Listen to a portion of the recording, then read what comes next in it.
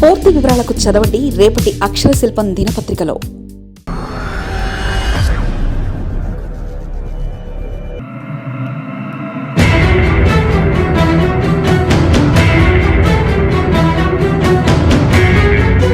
Sanitary inspector post అంతా గోల్మాల్, ఓ పద్ధతి పాడులేని కేటాయింపులు.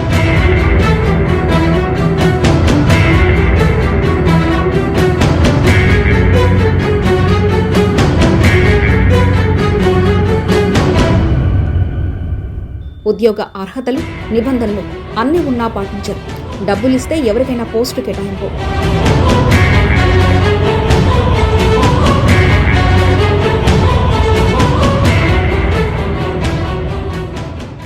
అది ఒక బాధ్యత గల ఉద్యోగం. నగరాన్ని పరిశుభ్రంగా ఉంచి నగర అందాలను మరింత పెంచే ఉద్యోగం. ఎక్కడ కూడా విసుగు లేకుండా, నీరసాన్ని దగ్గరికి రానికుండా నిత్యం బాధ్యతతో చేయాల్సిన ఉద్యోగం. ప్రజల ఆరోగ్యమే తన పనే ప్రజల ఆరోగ్యం అనుకొని చేయాల్సిన మంచి ఉద్యోగం.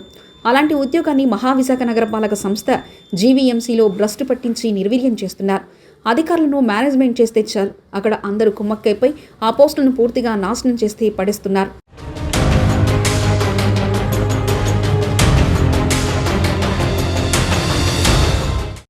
మహావిశాఖ నగరం పాలక సంస్థ జీవీఎంసీ అంటే అందరికీ తెలిసిందే. ఇక్కడ ఎన్నో విభాగాలు ఉంటాయి. ముఖ్యంగా నగరపాలక సంస్థ అనగానే అందరికీ గుర్తించేది పరిశుభ్రత పాటించడం. పారిశుద్ధ్య విషయంలో ఎలాంటి రాజీ లేకుండా ఉండాలని నగరపాలక సంస్థ, కార్పొరేషన్ అధికారులు చర్య తీసుకుంటూనే వస్తున్నారు. ముఖ్యంగా ఏ ప్రభుత్వం అధికారంలోకి వచ్చినా విశాఖ నగరపాలక సంస్థ చాలా నీట్గా, నగరం అందంగా ఉండాలని అనుకుంటుంది. ప్రభుత్వాలకు అతీతంగా, అలాగే ప్రజలకు సేవలందించే విషయంలో అధికారులు, రాజకీయ నేతలు ఎప్పుడు కాంప్రమైజ్ అవ్వలేదు. అయితే కొద్ది కాలంగా ఈ విషయంలో మాత్రం కాస్త నిర్లక్ష్యంగా కనిపిస్తుంటారు. జీవీఎంసీలో శానిటరీ ఇన్స్పెక్టర్ పోస్టులు ప్రస్తుతం వివాదాస్పదంగా మారుతున్నాయి. ఈ పోస్టులకు ఎంతో ప్రాముఖ్యత ఉంది. ముఖ్యంగా ఈ పోస్టుకు రావాలంటే మెడికల్ అసిస్టెంట్గా పట్టా పొందాలి.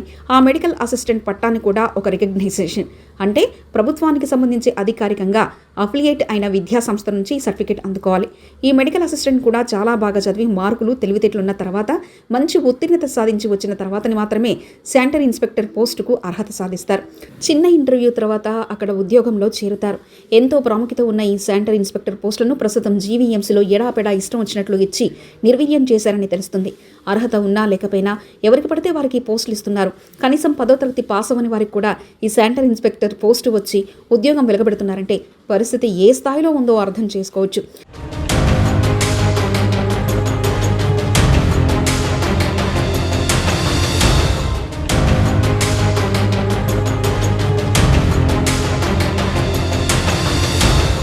ఇటు జీవీఎంసీలో మొత్తం 98 వార్డులున్నాయి.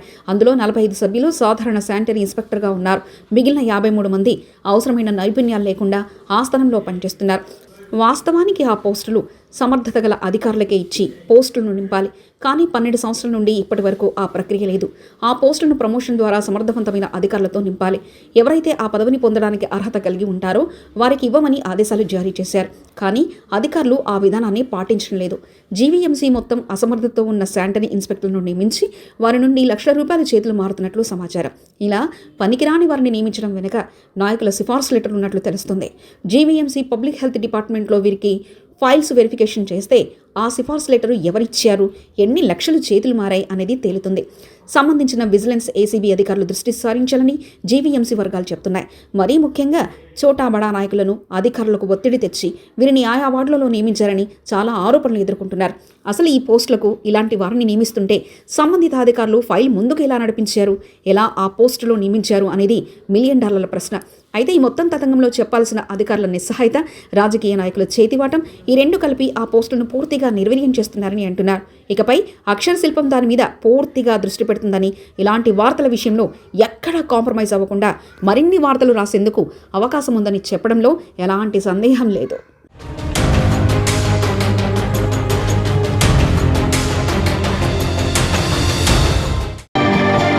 మరిన్ని కథనాల కోసం సబ్స్క్రైబ్ చేసుకోండి మీ అక్షర శిల్పం. పూర్తి వివరాలకు చదవండి రేపటి అక్షర శిల్పం దినపత్రికలో.